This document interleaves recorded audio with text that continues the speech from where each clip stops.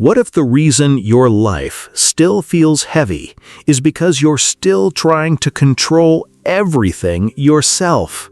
Because surrender sounds beautiful in church, but in real life, surrender feels terrifying. This message is for you. God wants you to hear and let Him take control over your life. It means letting go of control, letting go of your plans, your timeline, your need to understand everything before trusting God. And honestly, this is where many people stay spiritually exhausted. They pray, believe in God, listen to sermons, but deep down they are still holding on to control with both hands, still trying to force outcomes, still trying to carry battles they were never meant to carry alone.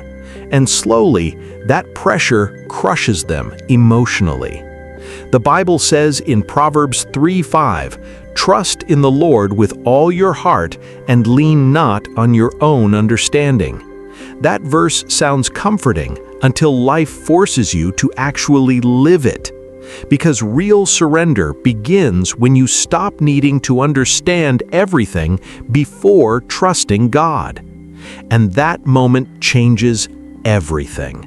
Not because life suddenly becomes perfect, but because your soul finally stops fighting for control.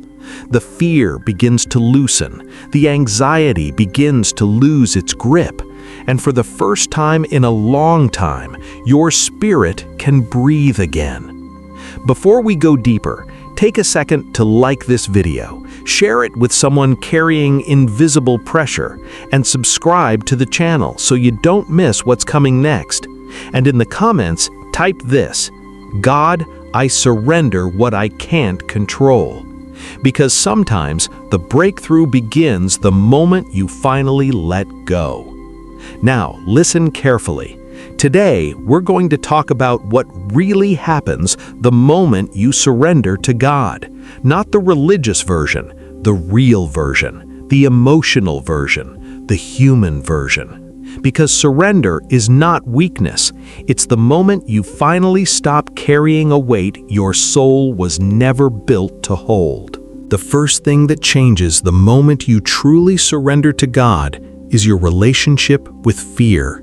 And this is personal, because many people don't realize how much fear controls their life until they finally stop trying to control everything themselves. Fear of failure, fear of rejection, fear of losing people, fear of the future, fear of things not working out.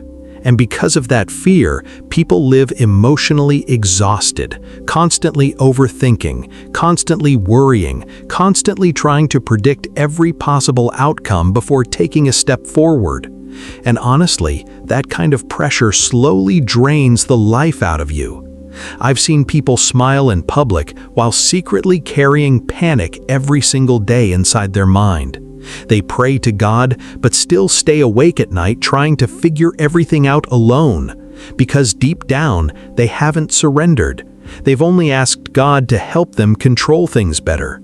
But real surrender changes that, because surrender is not saying, "God, I understand everything." It's saying, "God, even when I don't understand, I trust you." And that shift changes your entire emotional life. Slowly, you stop living in constant panic. You stop feeling like every outcome depends entirely on you. You stop carrying tomorrow before tomorrow even arrives.